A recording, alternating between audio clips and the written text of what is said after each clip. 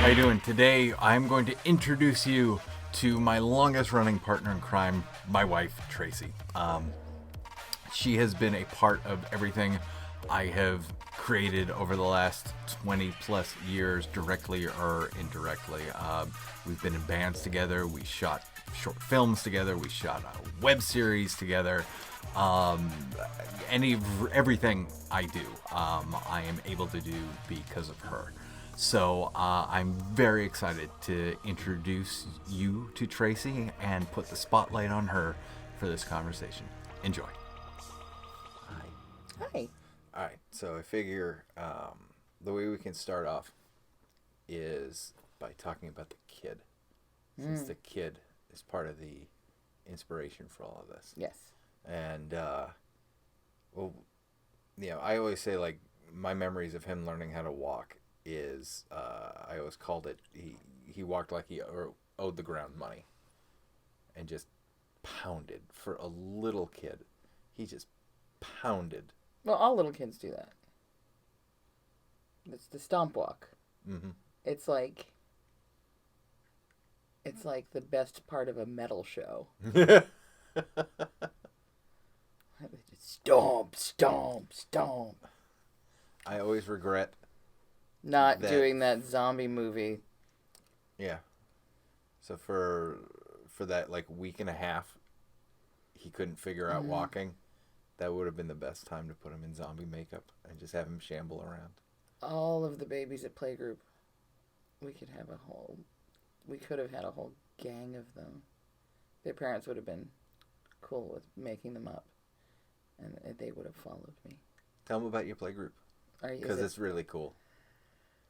What do you do, Tracy? What do I do? What do you do, Tracy? In normal times, I run a playgroup for 0 to 6-year-olds, where, we do all sorts of important things like playing with toys and early socialization and booger smearing 101. And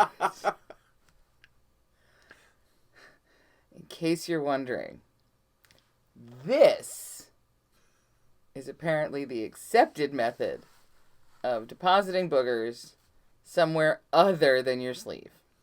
So when your mom says, "Don't wipe your nose on your sleeve," immediately it's going to be, and then you'll see a streak of booger going all the way up.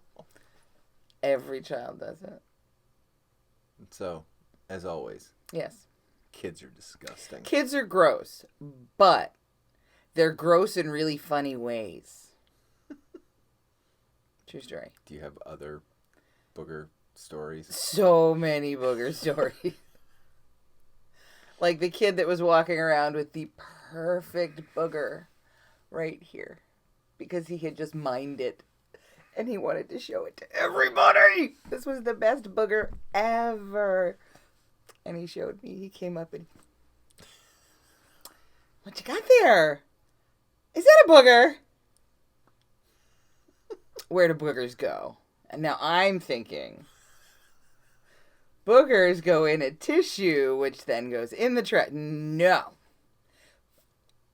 Oh, no. So So if you're working with children, do not ask where the booger goes, because invariably it's in the mouth. That's terrible. Yeah. And how long have you been running the Playgroup? I have been running. How old is Logan? He's 10. He's 10. So I started going to Playgroup with Logan when he was about 2. And here's a fun fact about Miss Tracy, which is my name at work. It's Miss Tracy. Miss Tracy is a bit of a type A. And I watched how Playgroup worked. And I kind of hung back and I met some people and this could be better. This could be bigger. But I don't want to step on any toes. And then the woman that was running the Playgroup she was an older woman and she was having a tough time moving the bouncy house and moving some of the mats and stuff. So I just started helping her out. And then there was the big mommy uprising of 2012, I guess it was. So the big mommy uprising of 2012, when our young-ish youth and family director, who had no children at the time, thought it would be appropriate to take a half an hour away from Playgroup.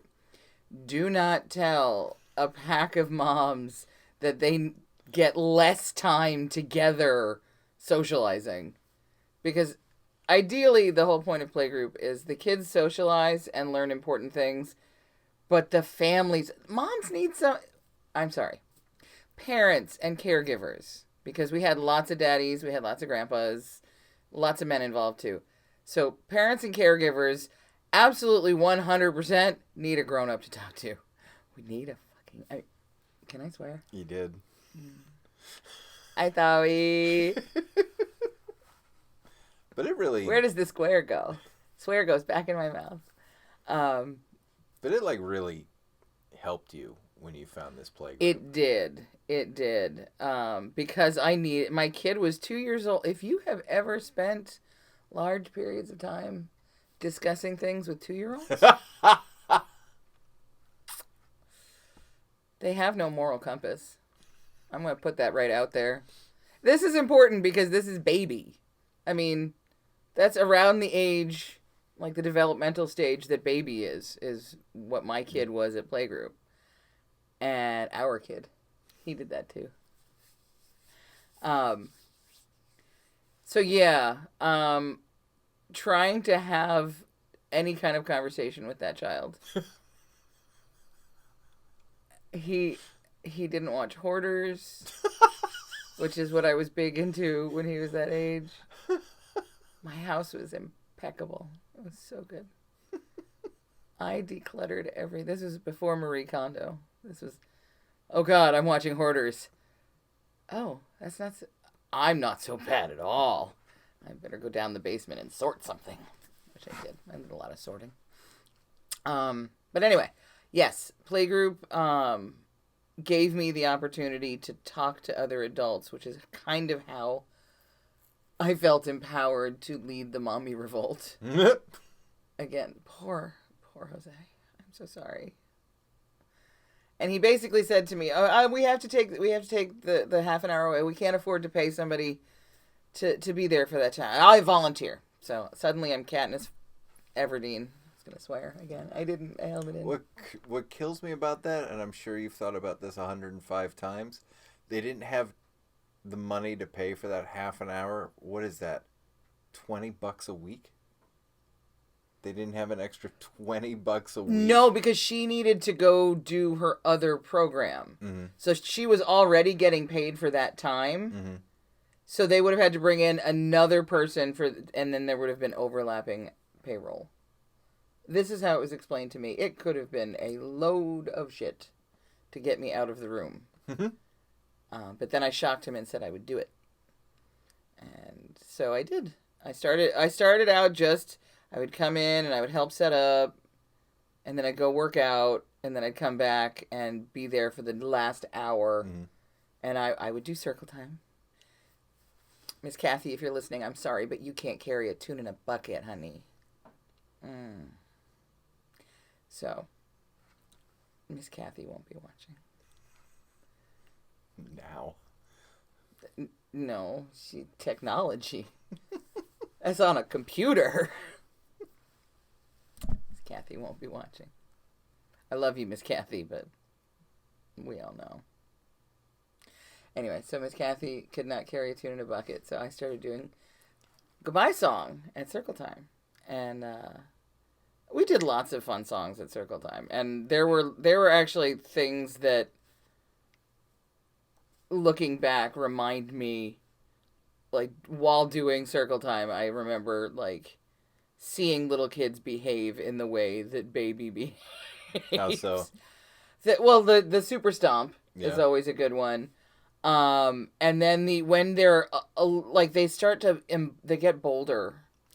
At first they're really shy and they stay with their caregiver, and then they get more familiar with their surroundings, so they branch out a little bit. But there's always that that happens if they get too far. So there was a bit of that where they would they'd be stomping around and having a good time, and then they'd realize where they were, and they were like, and so, and God help any of us if Mom got up to go pee at that moment. Because then you get baby terrorizing Atlantic City. Right. You get, the stompy, now angry, kind of scared, but knows they're safe because Miss Tracy's there. But I don't want to hang out with Miss Tracy right now. I want my mom. So yeah. But yeah, that's what I do as I play with children. And it started out as just kind of half a gym with an old bounce house and some mats and a few toys. And over the years, so I've been doing it 8 years now. So over the years, I've, I'm going to own it. I'm doing. But over the years, as you know, I've curated quite the collection of toys. Mostly donation, some from Logan, some I will go on Amazon and see if there's closeouts, and I haven't done any of that in a while because I've done pretty well with donations. No. Now we have so many moms that are aging, their kids are aging out, and they want their houses back. Right. So they're like, "Do you take donations?" Yeah, they get very excited when I say yes. It's really impressive what you've done with that. Because I know what it was, when Logan was 2. Yeah. And, through the years, going in and visiting, just watching that thing just grow and grow. I mean, not only with, the toys and all of that, which is great, but just how, as a program, it's grown over the years. Well, we did add, we had craft time, but then Miss Emily combined it to story and craft. We have a music teacher that comes in twice a week. We have sensory play. We added sensory play, and then I wanted to do tumbling, but I am not a gymnast. And our original movement and tumbling teacher, she had to go. We're just going to leave it at that. Let's leave it at that. That's probably for the best. She left, and we never replaced. Unfortunately, it's very hard when you work for a nonprofit. It's very hard to find specialists willing to work for the pay at a nonprofit. And I have tried to get sort of parent involvement, but it's hard to find parents that are also gymnasts. That's a skill set. I can't really ask the community and be like, "Excuse me, I'm looking for a parent to come to my playgroup and play with everybody else's child. Can we do that now?" So that didn't happen. So it's been 8 years, and Logan hasn't been a part of it for 6 of those years, 5 or 6 of those years. What kept you going back? Oh, my babies. No, you know what? It was. I like to be needed. I like to provide something. And I found such fulfillment just being at Playgroup, even before I started working there, that I wanted to kind of pay it forward.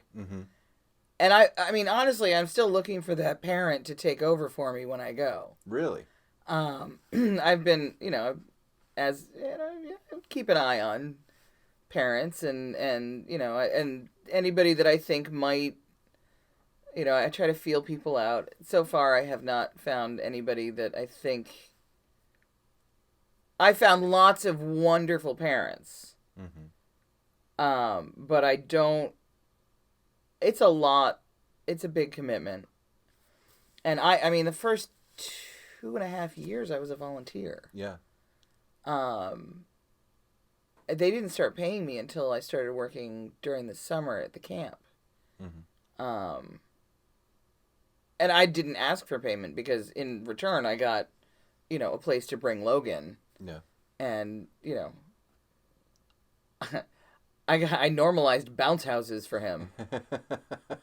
I also have a bounce house license. That's true. I am a certified maintenance mechanic, inflatables only. It's real. I have a real live license. I'd show it to you, but the picture is shit. It's bad. Such a potty mouth. I have such a potty mouth because I don't work with the children right now. Well, you know, during this time. Yeah, let's poke at that a little bit because I've been talking to other people about how their gigs have been impacted. Yeah. By COVID.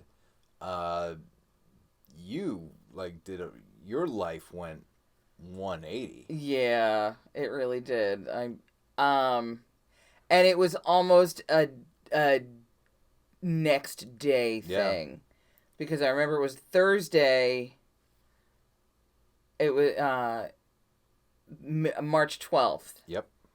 And I believe it was the end of Playgroup that day. They said that there's probably not gonna be Playgroup. And we're probably gonna have to suspend it, which was heartbreaking. Because I didn't get any closure with those families. Everybody went away, and then found out. Yeah, it was after Playgroup, and when I went to the office to clock out. Because really, I mean, my day generally ends at 12:15. Yeah. You know, that's what it used to be. Like, my day would be over at 12:15, and then, woohoo, party till school pickup.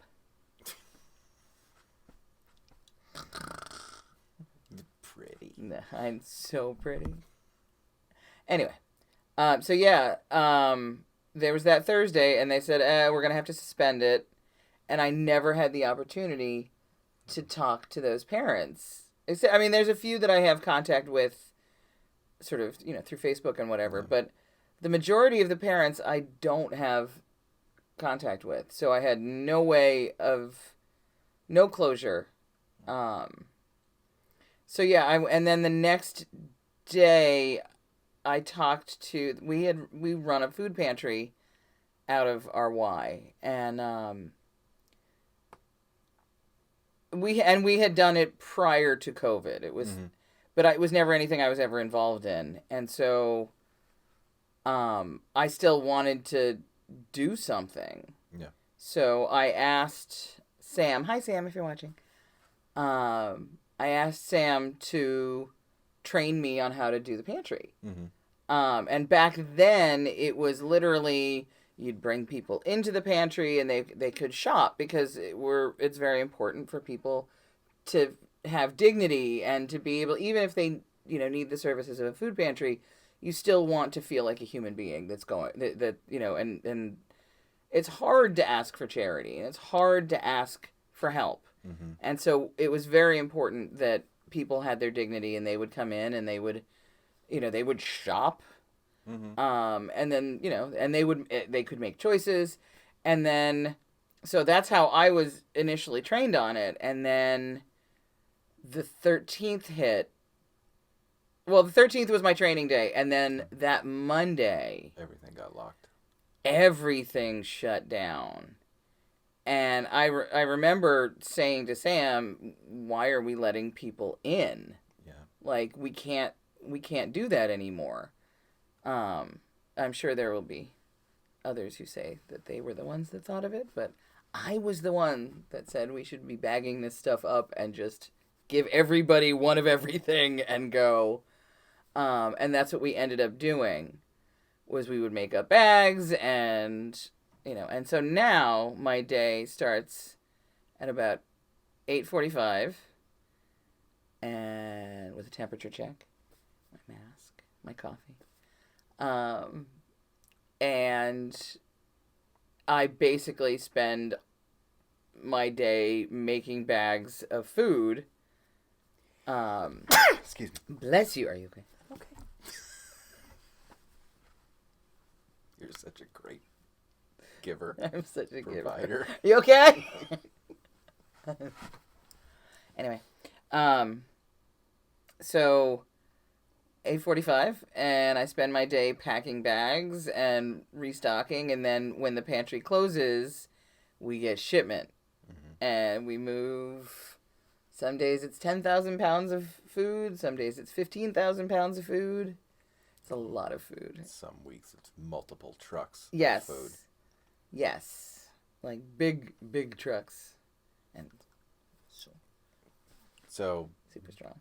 basically over the weekend, you went from 15 to 20 hours a week high-fiving little ones, and the most weight is picking one up. Yeah, that was Eric. To 10 to 15,000 10 to 15,000 pounds. 40 I'm not hours a week. moving all of that food by myself. But your body is now how you get paid. Yeah. You know.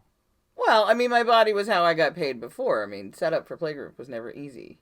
That was half an hour. Maybe No, it was an hour. near the end. That was an hour. But some of that was sorting trucks. Yeah. This is 10,000 pounds. This is how many bags a day? Oh, do I make? Probably make 200. Probably 200. Yeah, But the forget the math involved. Yeah. You went from 15 to 20 hours a week to easily 40 hours a week, and a lot of that 6 days. is 6 days a week, and a lot of that is heavy physical. Yeah. And you flip that on a weekend. Yeah.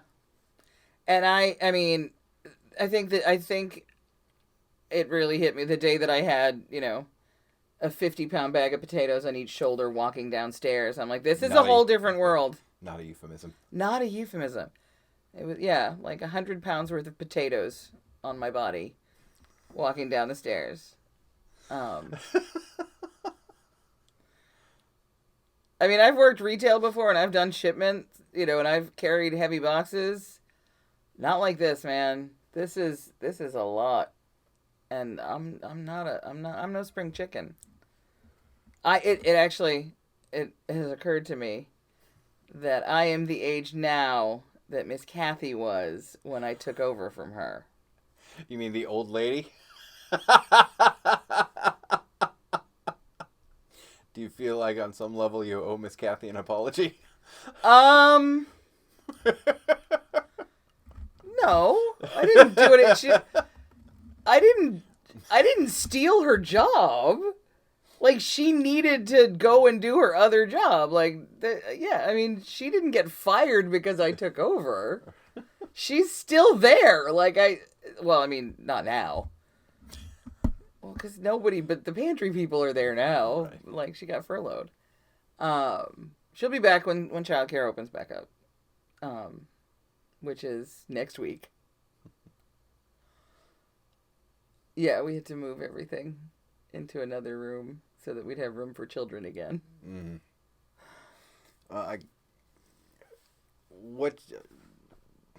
It's been blowing me away with what you've been doing since we went into isolation. I mean, I know how hard you're working. I don't know what it is, the professionalism, the care, the thoughtfulness that you're putting into that place. I can't not help people. Like, I helped my families through Playgroup. Like, it was really important to me that it's not just a place for the children, it's a place for families. Yeah. And I wanted to continue helping families. And, you know, now I nourish their bodies before I nourished, you know, their sanity. Their sanity. My favorite part was Coffee Fridays, man.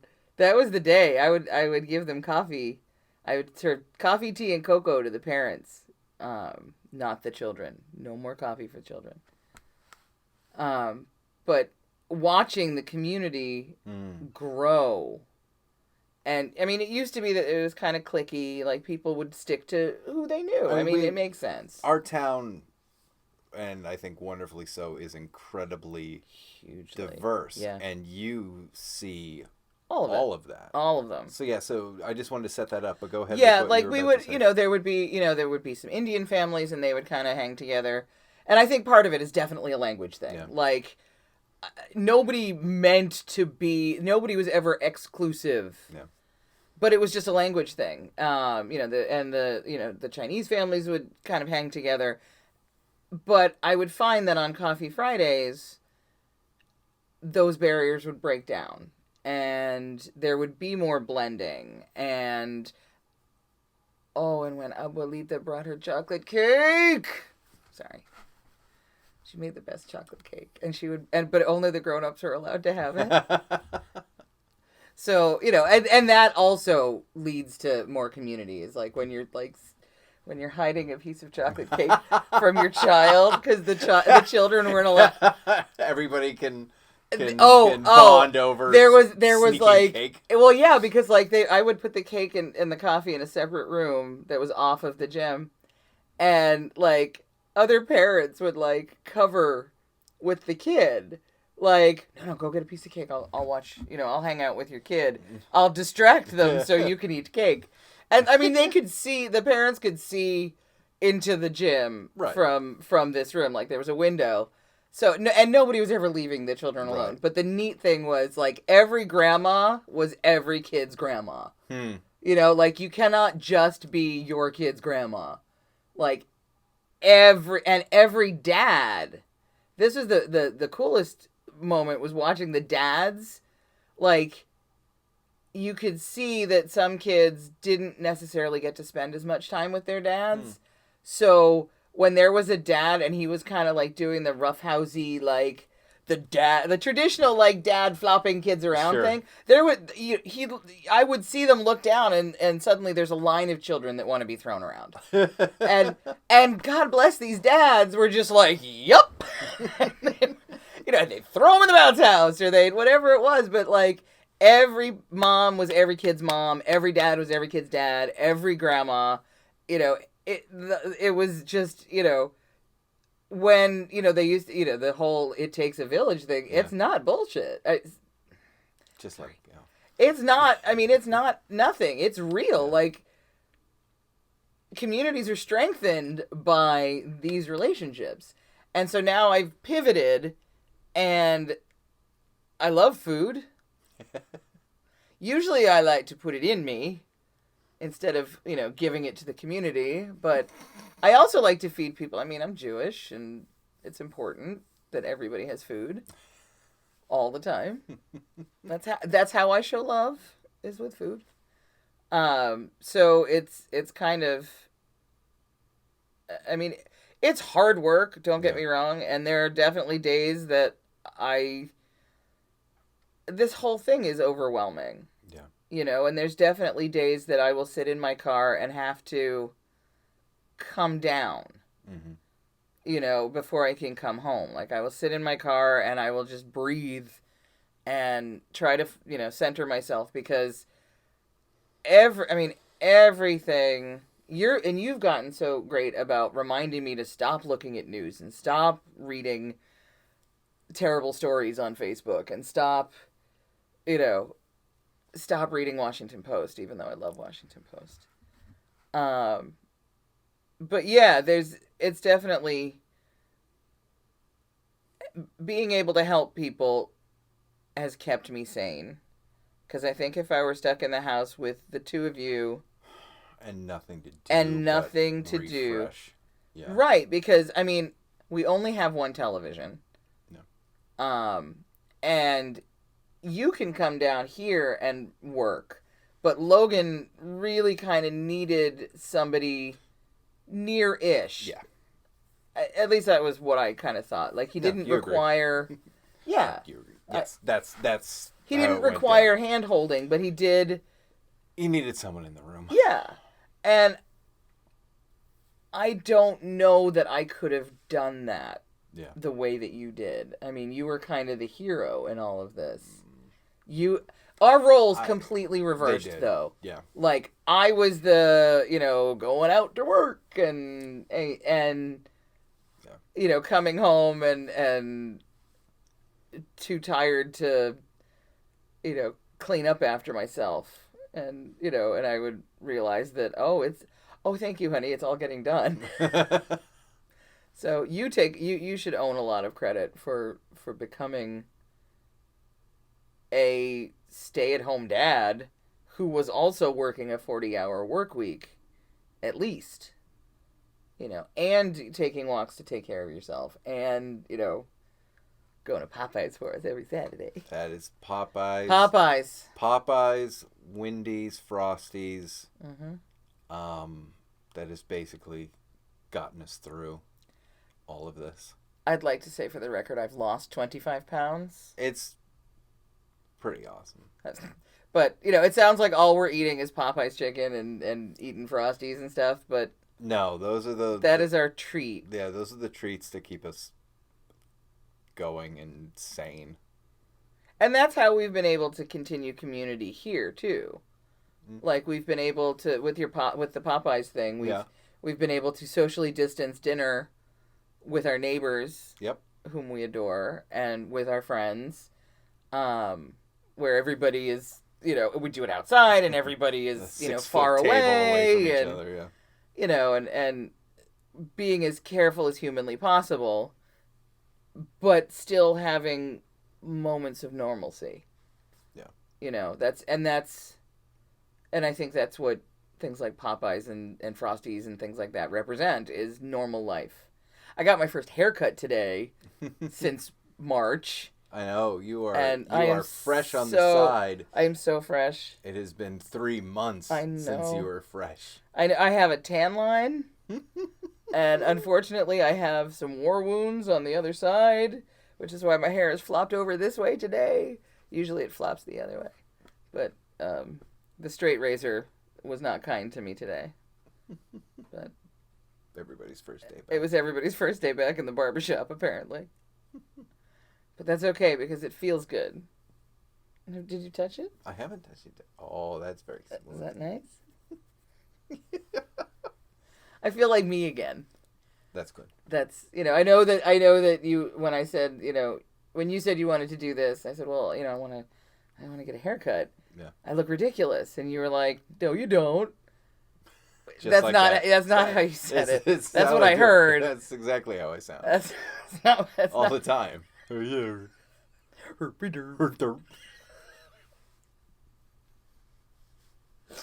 Anyway, but you said I didn't look ridiculous, and I begged to differ because I did not match the image that I have for myself in my head. And everybody has an image for themselves in their heads that they either think they look like or they want to look like. Mm-hmm. And I did not match mine. Yeah. And I felt I'd been wearing a bandana for 3 months. So yeah, this is my first haircut. Sorry. Congratulations. Thank you. And I was distracted. Trying to figure out how to say this, but I figure I'll just say it now. Like, with the light and everything, your eyes are awesome tonight. Thanks. I put a little bit of eyeliner on. Your eyes are popping. For the fans. Of the voiceover actor. Well, yeah, you're, I guess bringing it back around to Baby. I'm excited to do another thing with you.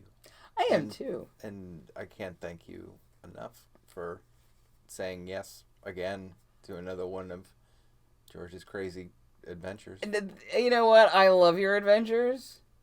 And I love collaborating with you because you are really open to ideas. And I like that because I have ideas. And I have opinions and I have and shut it, O'Connor. But no, I like that you have, like, as a director, and I guess that's what you'd be doing for what you're doing for this is directing. But as a director, you have a vision for what you want to have happen. And so, but there's also a part of you that likes to see where things go. Yeah. And I mean, with this, it's a, you know, you have to stay with the words as they're written because it's a read along. But I'm really looking forward to seeing, working with inflections and you know, because you can really, there's a lot you can do with inflections to change almost the whole sort of timbre of a thing. So and you give your actors and the people that work with you, you give them some freedom. You know, as long as we hit the target. Target, yeah. But the thing is, you also are willing when I'm like, hey, I just want to try something, and if you feel that it's better, you're like, no, we're going with the one you did, and I appreciate that because there are people that really want to stick to their vision, and I get that too. There's two sides of sort of the thing, but I think you, having been an actor prior to directing, you kind of get that the actors really do have instincts, and I'm sure you discussed this with, you know, Diana and Arthur, the actual actors in our troupe. I feel like we just need a name at this point. like we're kind of, you know, like not like Second City. We're not like improv, but we are kind of sketch comedy, George. I'm incredibly fortunate with the people that I am. Talented friends. I have some incredibly talented friends who are very giving with their talents, and are trusting with me, and it's something with each passing year, each passing project, I become more and more cognizant and appreciative of. And, you know, if I'm going to start landing this plane, I'm going to take this and turn it to you, because without you, none of this stuff gets done. It really doesn't. I am very fortunate to have you as a partner in crime. You, no matter how gray the hair has gotten, apparently I am still a 12-year-old child. And you have encouraged or humored, depending on the day, the 12-year-old child in me. And never once have you given me anything other than positive reinforcement about this stuff. And that's not the case for everybody. Everybody isn't as fortunate as I am. So if it's not for you, you know, just, you know, getting into the weeds, holding down the house so I can go to San Diego Comic-Con for 5 days, so I can, you know, set up a table for 3 days at Boston Comic-Con. Going out on road trips with the band. Why? 'Cause hey, I went on one of those road trips once. We played CBGBs. We did. That was a good time. We rocked CBGBs. We did. We did. I was there. It was awesome. I remember the panties in the railing, in the rafters. Do you remember those? I did. Yeah. I trod the same boards. I sprained my ankle on that same weird drop down. And wasn't Marky Ramone playing next door? I have no idea. Yes. Sure. Yes. Marky Prove Ramone. us wrong. No, Marky Ramone was playing next door. I think it was Marky. One of the not dead yet Ramones. Pour one out. So sad. So sad. But yeah. Thank you for being you. Aw. Thank you. You're welcome. For being a part of these. For. I'm a part and a partner. So yeah, I think I'm just going to keep repeating myself, so I'm just going to say thank you again. And I love you. I love you. Thank you for letting me be a part of this craziness. I love having you. Okay. It's nice to not be cast as the angry wife or the shrewish mother for a change. Yay. All right, everybody. This was Tracy. Thanks. Thanks, baby. You got lipstick on you. That's my Tracy. She really is just like really legit inspiring with all of the work that she does, and not a day goes by that I don't recognize how fortunate I am to have such an incredibly patient, humoring, talented partner as Tracy. So that's her. I'm gonna go before I start getting all gushy and stuff. Thanks again for watching.